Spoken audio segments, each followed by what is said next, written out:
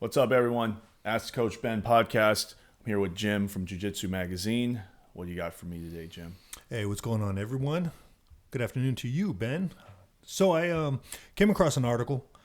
It said, the secret to eating for muscle, it's not your post-workout protein shake.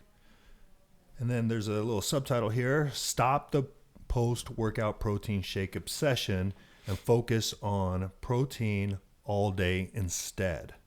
Okay. So I took a look at this article a while back when you brought it up to me. And it's by Brad Schoenfeld. I know Brad pretty well. He's one of the leading researchers in muscle gain, so muscle hypertrophy.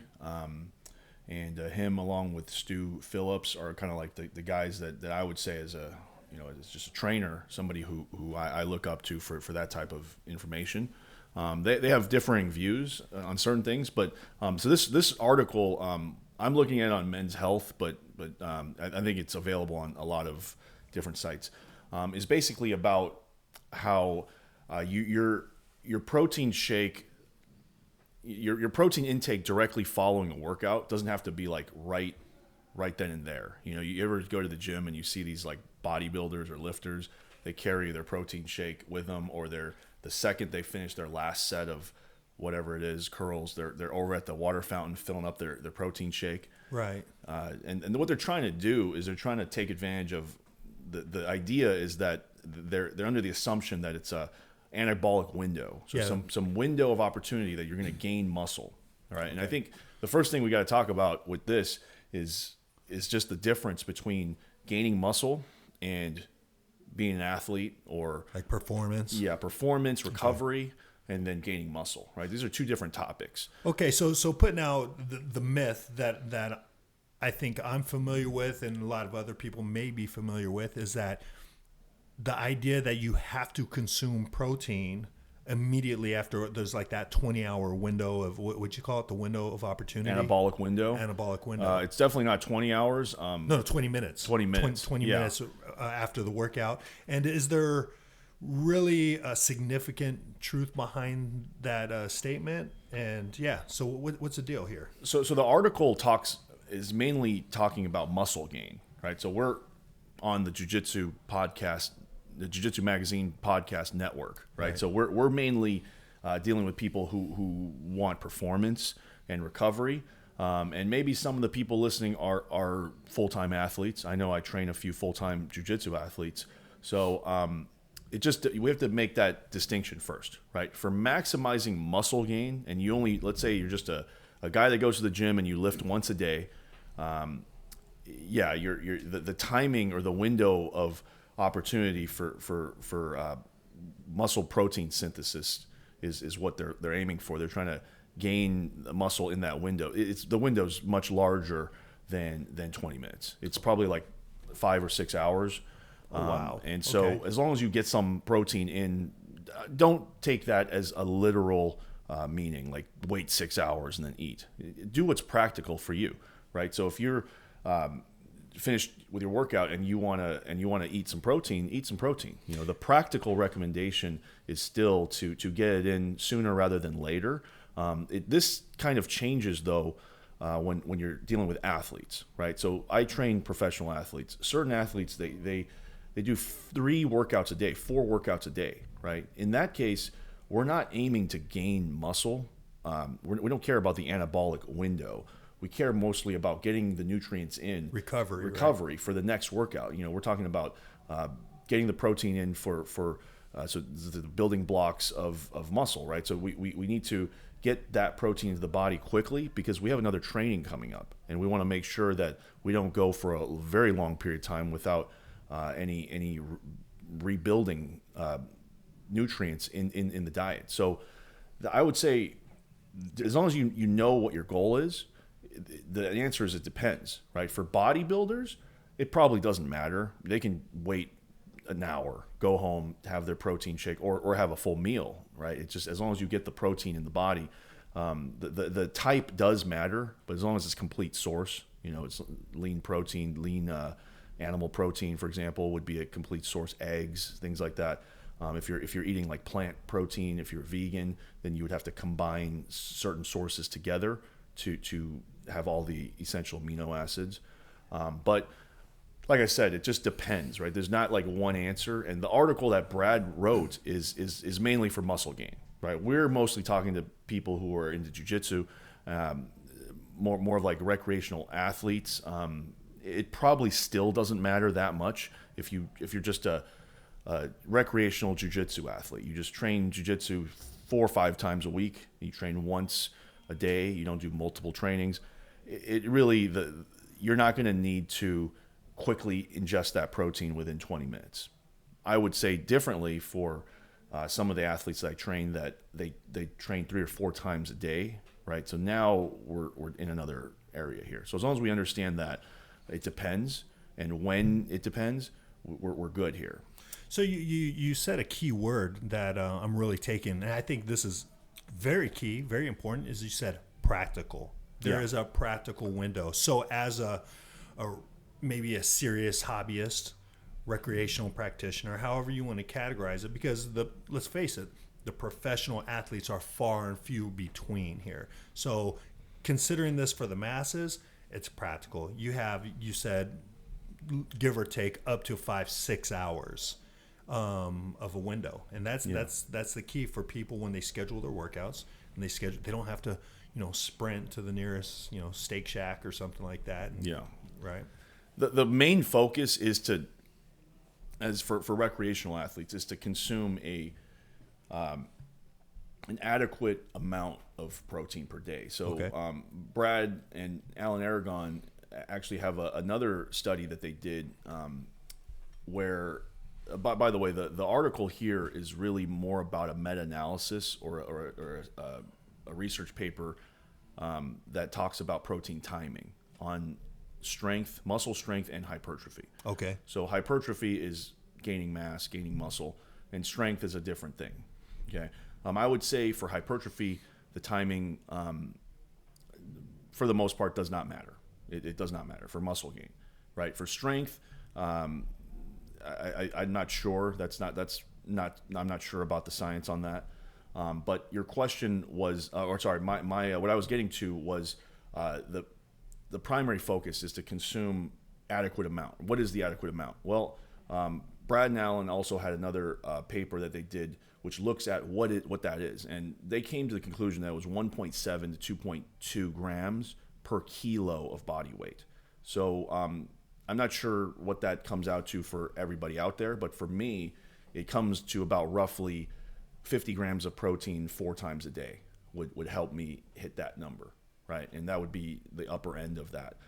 But the idea is that when you do want, there are windows of opportunity for muscle gain, right? Okay. That's secondary to overall intake, though. That's what the article is trying to let everybody know. So the conversion, just for us American folk, is 2.2 pounds to every kilo.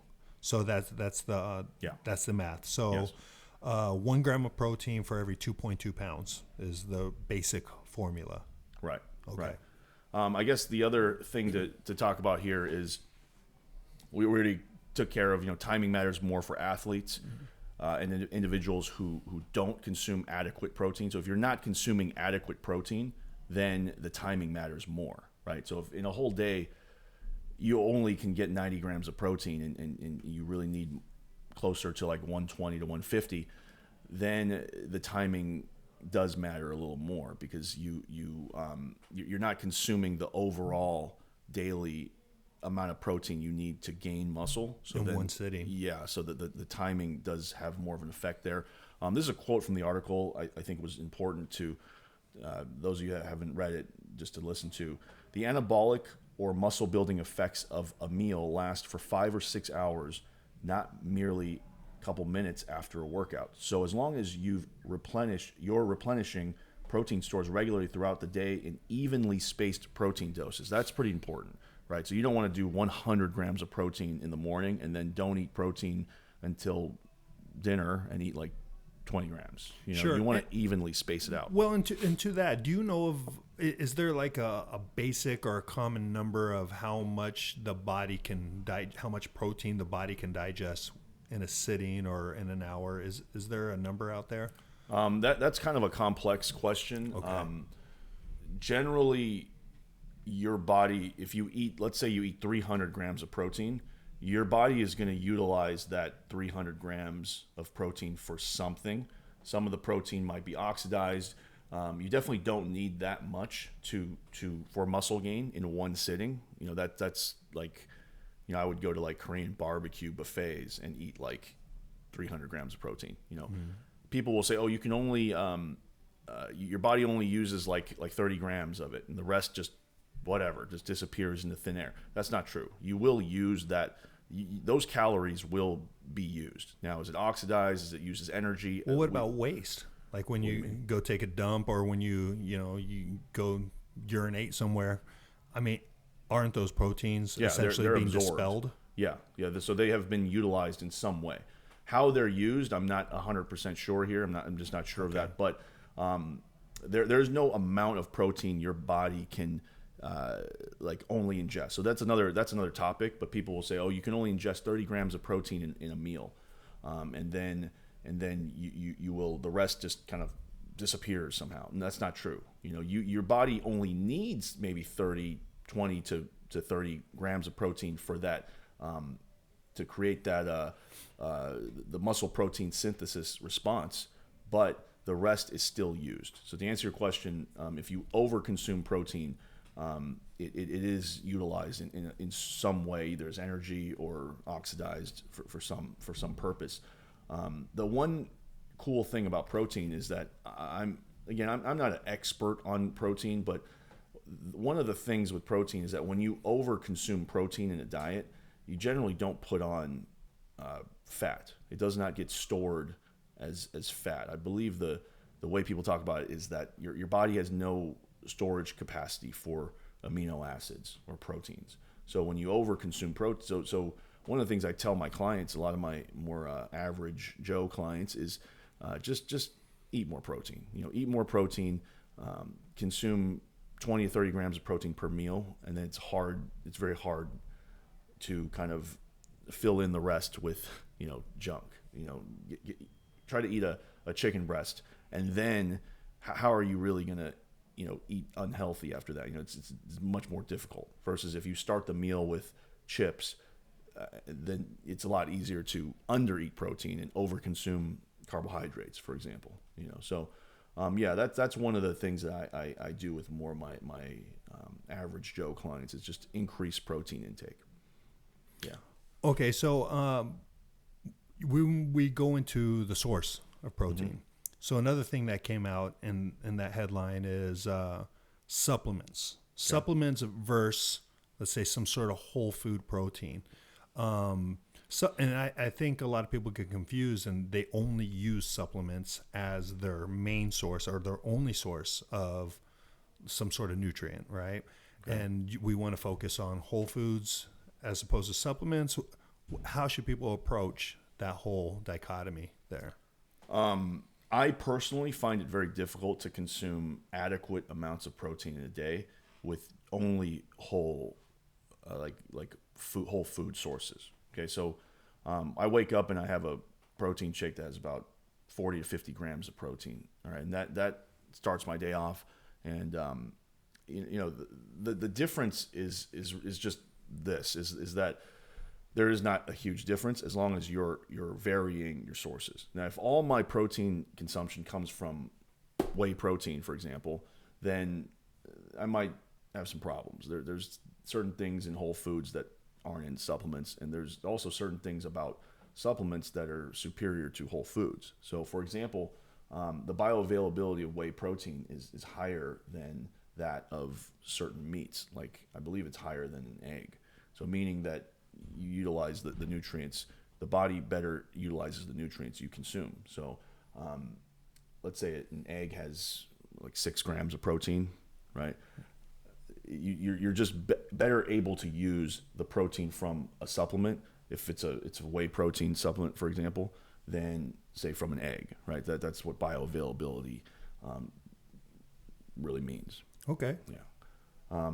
When it comes to supplements in general, though, just to be clear, supplements have that name for a reason, right? Supplement. It's a supplement to your diet. It's not do not use supplements as your primary source of protein. I would say it's more of a secondary source. Your primary sources of protein should still be complete sources of protein, like lean animal meats, eggs, dairy. There's certain plants that are complete sources, or certain plants that are combined to become complete sources. You're basically looking for sources of protein that have all of the 9 essential amino acids, and that's kind of what you're looking for when you're looking for the protein source. You know, a good analogy that I heard some time ago about supplements compared to, foods, is that supplements can be great if properly used, but just relying on supplements is the same as having this beautifully crafted tie, suit and tie, right?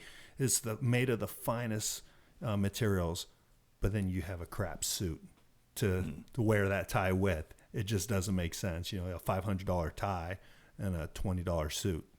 It's like, what good is that tie now? Yeah, I get it. Yeah. I mean, I'm not a suit guy. I've been wearing t-shirt and shorts for the better half of my life. Right. But I understand. Yeah. Right.